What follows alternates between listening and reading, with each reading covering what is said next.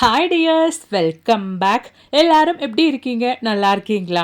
இன்றைக்கி நம்ம வீடியோவில் ரொம்பவே பயனுள்ள டிப்புங்க தாங்க பார்க்க போகிறோம். சாதாரணமாக இந்த மாதிரி பூண்டோட தோலெல்லாம் நம்ம தூக்கி தான் போடுவோம். இந்த ஒரு வீடியோ பார்த்துட்டிங்கன்னா இதுக்கு மேலே அந்த மாதிரி யாரும் செய்ய மாட்டீங்க.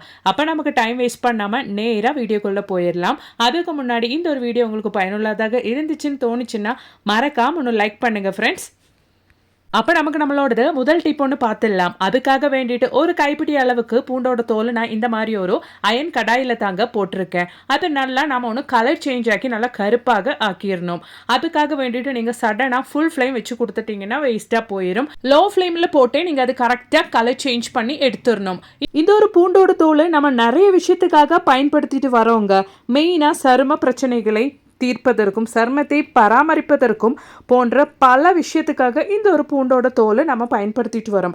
அது மட்டும் இல்லைங்க, இந்த ஒரு பூண்டு தோலை நேரடியாக நம்ம தோலில் போட்டு, அதாவது நம்ம ஸ்கின்ல போட்டு தேய்க்காம அதன் சாற்றை, அதாவது நம்ம தண்ணியில் போட்டு நல்லா கொதிக்க வச்சு நம்ம அதை பயன்படுத்தணும்னா அவ்வளோ பெனிஃபிட்ஸ் நமக்கு கிடைக்குதுங்க. இந்த ஒரு பூண்டோட தோலை நம்ம முகப்பொலிவுக்காகவும் மற்றும் முடி வளர்ச்சிக்காகவும் பயன்படுத்துகிறோம். நிறைய பேருக்கு இருக்கிற அந்த ஒரு ஸ்கின் அலர்ஜி, தோலில் இருக்கிற பிரச்சனைக்காக வேண்டிட்டு இந்த ஒரு பூண்டோட தோல் சரும பராமரிப்பு அப்படின்ற ஒரு பயன்பாட்டுக்காக மெயினாக பயன்படுத்திட்டு வராங்க.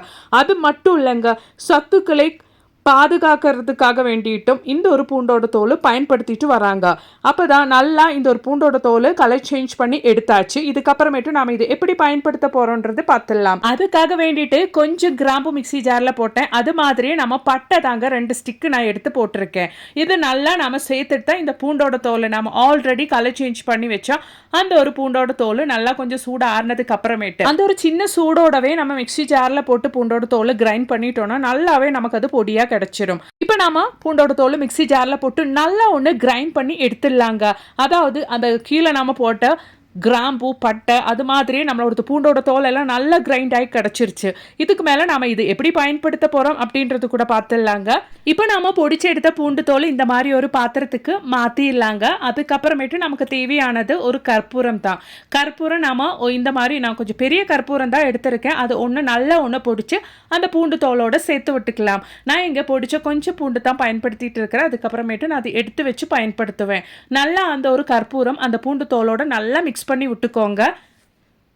அதுக்கப்புறமேட்டு நான் இங்கே ஊற்றிட்டு இருக்கிறது நல்லெண்ணெய் தாங்க. 1 டீஸ்பூன் அளவுக்கு நல்லெண்ணெய் ஊற்றிடலாம். அப்போ நம்ம பொடிச்சு எடுத்து அந்த பூண்டு தோலை நல்லா நமக்கு இந்த மாதிரி குழச்சி எடுக்கிறதுக்கு வசதியாக இருக்கும். நல்லா இந்த மாதிரி குழச்சி எடுத்துக்கோங்க. உங்கள் கையில் நெய் இருந்தால் நீங்கள் இந்த நல்லெண்ணெய்க்கு பதிலாக நீங்கள் நெய் கூட பயன்படுத்திக்கலாம். அப்போ நல்லா மணமாக இருக்கும். இந்த மாதிரி குழச்சி எடுத்ததுக்கு அப்புறமேட்டு இந்த மாதிரி பிடி ஆகிற அளவுக்கு நீங்கள் அந்த நல்லெண்ணெய் ஊற்றிடணுங்க. அதுக்கப்புறமேட்டு விளக்குக்கு மேலே நம்ம இந்த மாதிரி நம்ம ரெடி பண்ண அந்த ஒரு பூண்டு தோல் வச்சு கொடுத்துடலாம். அதுக்கப்புறமேட்டு நம்ம அந்த ஒரு பூண்டு தோலை பற்ற வச்சுட்டோம்னா, அதுவும் சாயந்தர டைம்ல நம்ம இந்த மாதிரி ரெடி பண்ண பூண்டு தோல் பற்ற வச்சுட்டோம்னா உங்க வீட்டில் கொசு தொல்லை, ஈங்க தொல்லை அது மட்டும் இல்லைங்க, அந்த ஒரு பூண்டோட ஸ்மெல்லுக்கு உங்க வீட்டு பக்கத்துலையும் சுத்தியிலையும் பாம்பு தொல்லை இருக்கவே இருக்காதுங்க. ரொம்பவே பயனுள்ள ஒரு டிப்புங்க. இப்போ நிறைய பாக்டீரியாஸும் வைரஸ் எல்லாம் ஸ்ப்ரெட் ஆகிட்டு இருக்கு, நிறைய நோய் எல்லாம் ஸ்ப்ரெட் ஆகிட்டு இருக்கு. இந்த மாதிரி ஈவினிங் டைம்ல இந்த ஒரு பூண்டு தோலை வச்சு விளக்கு நீங்க ரெடி பண்ணிட்டு பற்ற வச்சுட்டீங்கன்னா உங்களுக்கு அவ்வளோ நல்லதுங்க. நிறைய வைரஸ் பாக்டீரியா எல்லாம் நம்ம வீட்டு பக்கமே வராதபடி நம்ம பார்த்துக்கலாம். இந்த மாதிரி அந்த பூண்டு எரியிற டைம்ல கொஞ்சம் எரிஞ்சு வர டைம்ல நீங்க அதை அணைச்சிக்கோங்க. அந்த டைம்ல நல்ல ஒரு புகை வரும். அந்த புகை நம்ம வீடு முழுவதும் இந்த மாதிரி ஸ்ப்ரெட் ஆகும் போது அவ்வளோ நல்லதுங்க. அந்த புகை நம்ம சுவாசிக்கும் போது இந்த மாதிரி ஒரு விளக்கு நம்ம வீட்டில் சாயந்தர டைம்ல நம்ம செஞ்சு பற்ற வைக்கும் போது அவ்வளோ நல்ல ஒரு பாசிட்டிவிட்டி கூட. இந்த புகை நம்ம சுவாசிக்கும் போது நமக்கு நல்ல நோய் எதிர்ப்பு சக்தி கூட அதிகரிக்குங்க. கண்டிப்பாக நீங்கள் ஜஸ்ட் கூகுளில் ஒன்று சர்ச் பண்ணி பார்த்தா இந்த ஒரு பூண்டு தோலோட பெனிஃபிட் உங்களுக்கும் தெரிய வரும். கண்டிப்பாக இந்த மாதிரி நீங்களும் செஞ்சு ட்ரை பண்ணி பாருங்க. பிடிச்சிருந்தா மறக்காம ஒன்று லைக் பண்ணுங்க ஃப்ரெண்ட்ஸ். அப்போ இன்னைக்கு சப்பாத்தி சாப்பிட்டு சளிச்சவங்களுக்கு வேண்டிட்டு ரொம்பவே டேஸ்டியான ஒரு குயிக்கான ஒரு ரெசிபி, பிரேக்ஃபாஸ்ட் அப்படி இல்லைன்னா டின்னர் ரெசிபி பார்த்துடலாங்க. அதுக்காக வேண்டிட்டு 3 காஞ்ச மிளகா போட்டிருக்கேன். அதோடவே ஒரு 4-5 பல்லு பூண்டு போட்டிருக்கேன். இன்னும் நமக்கு தேவையானது நல்ல பழுத்த ஒரு மீடியம் சைஸ் தக்காளிங்க. அது கூட அதோடவே நம்ம கட் பண்ணி சேர்த்து விட்டுக்கலாம். மிக்சி ஜாரில் நம்ம தக்காளி பூண்டு அது மாதிரி காஞ்ச மிளகாவும் சேர்த்து நல்லா ஃபைனாக தண்ணி ஊற்றாமல் நம்ம அரைச்சி எடுத்துடணும். தக்காளியோட அந்த ஒரு இதுலேயே நம்ம நல்லா ஃபைனாக பேஸ்ட்டாக அரைச்சி எடுத்துடணும். இப்போ நமக்கு தேவையானது ஆட்டைப்பொடிங்க. ஆட்டைப்பொடி அப்படி இல்லைன்னா கோதம்பு பொடி தாங்க நான் எடுத்திருக்கேன். 2 பவுல் அளவுக்கு எடுத்திருக்கேன். அதோடவே நான் தேவையான அளவுக்கு உப்பு சேர்த்துருக்கேன். இப்போ நம்ம ஆல்ரெடி அரைச்சி ஃபைன் பேஸ்ட்டாக ரெடி பண்ணி வச்சுருக்கிற அந்த ஒரு தக்காளி காஞ்ச மிளகா பூண்டு பேஸ்ட்டு இந்த ஒரு மாவு கூட சேர்த்துக்கலாங்க. நீங்கள் வேணும்னா இந்த ஒரு ஆட்டைப்பொடிக்கு பதிலாக மைதா பொடி கூட நீங்கள் சேர்த்துக்கலாம். இன்னும் நமக்கு தேவையானது கசூரி மேத்திங்க, அது கூட நம்ம அது மேலே சேர்த்து விட்டுக்கலாம். இன்னும் நமக்கு ஒரு எக்கு சேர்த்துக்கலாம். எக்கு சேர்க்கறதுக்கு விருப்பம் இல்லாதவங்களா இருந்தால் 1 டேபிள் ஸ்பூன் அளவுக்கு ஆயில், அப்படி இல்லைன்னா தயிர் சேர்த்துக்கலாம். அவ்வளோதான். நல்லா மிக்ஸ் பண்ணிவிட்டு நாம் தேவையான அளவுக்கு தண்ணி ஊற்றிட்டு நம்ம நல்லா ஒன்று குழச்சி ரெடி பண்ணி எடுத்துடலாங்க. அவ்வளோதாங்க, நம்ம மாவு நல்லா குழச்சி ரெடி பண்ணி எடுத்தாச்சு. இதுக்கு மேலே ஒரு 1/4 டீஸ்பூன் அளவுக்கு ஆயில் ஊற்றி நல்லா ஒன்று இந்த மாதிரி மிக்ஸ் பண்ணிவிட்டு ஒரு 10 நிமிஷம் டைமுக்கு நம்மளோடது மாவு நம்ம ரெஸ்ட் பண்ணுறதுக்காக வச்சிடலாம். இப்போவே நம்மளோடது மாவு நல்லா சூப்பர் சாஃப்டாக இருக்குதுங்க.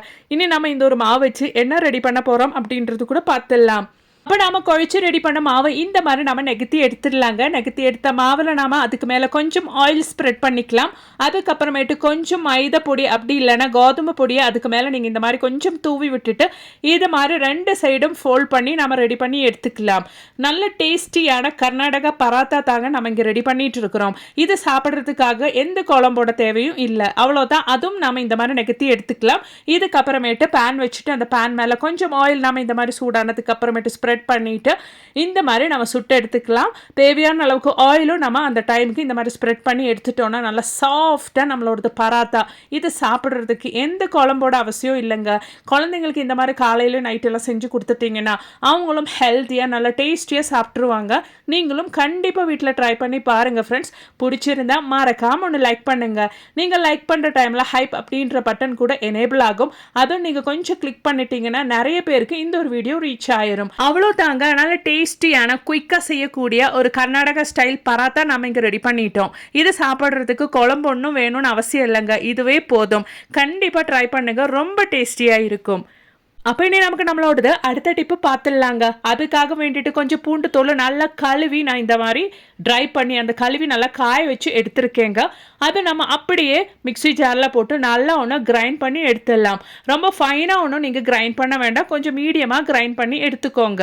அதுக்கப்புறமேட்டு ஒரு பாத்திரத்தில் நீங்கள் இந்த மாதிரி ஒரு பெரிய கிளாஸ் அளவுக்கு தண்ணி எடுத்துக்கோங்க.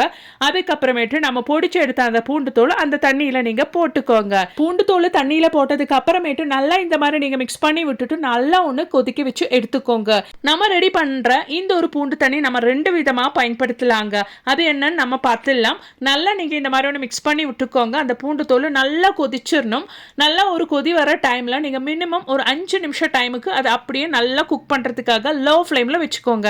இப்போ பாருங்கள் நல்லா கொதி வந்துருச்சு. இந்த மாதிரி நீங்கள் இடையில ஒன்று மிக்ஸ் பண்ணி விட்டுட்டிங்கன்னா அந்த தோலெல்லாம் நல்லா குக் ஆகி அதோட எசன்ஸு தண்ணியில் வந்துடும். அவ்வளோதான். கொஞ்சம் மீடியமாக அந்த தண்ணியோட சூடு ஆறுனதுக்கு அப்புறமேட்டு நம்ம கொதிக்க வச்ச அந்த பூண்டோட தண்ணி நம்ம இந்த மாதிரி ஃபில்டர் பண்ணி ஒரு பாத்திரத்துக்கு இந்த மாதிரி யூஸ் அண்ட் த்ரோ பாத்திரத்துக்கு நம்ம மாற்றி எடுத்துடலாம்.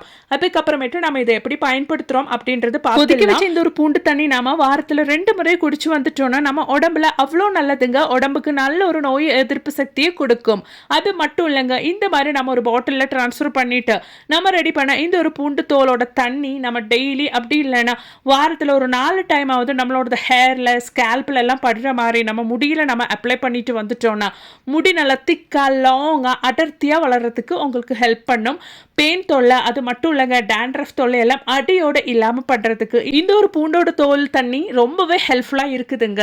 இதெல்லாம் நீங்கள் தெரியணும்னா கூகுளில் நீங்கள் ஜஸ்ட் ஒன்று சர்ச் பண்ணி பார்த்தாலே உங்களுக்கு புரியும். கண்டிப்பாக இதுக்கப்புறமேட்டு நீங்கள் யாரும் பூண்டோட தோல் தூக்கி போட மாட்டீங்கன்னு நினைக்கிறேன். கண்டிப்பாக இந்த ஒரு வீடியோ உங்களுக்கு பயனுள்ளதாக இருந்திருக்கும்னு நான் நினைக்கிறேன். வீடியோ பிடிச்சிருந்தா மறக்காம ஒன்று லைக் பண்ணுங்க. அதோடவே உங்கள் ஃப்ரெண்ட்ஸ் அண்ட் ஃபேமிலி கூட ஷேர் பண்ணி சப்போர்ட் பண்ணுங்க. நிறைய வீடியோஸ் நான் என் சேனலில் ஆட் பண்ணியிருக்கேன். அது கூட கொஞ்சம் செக் பண்ணி பாருங்க.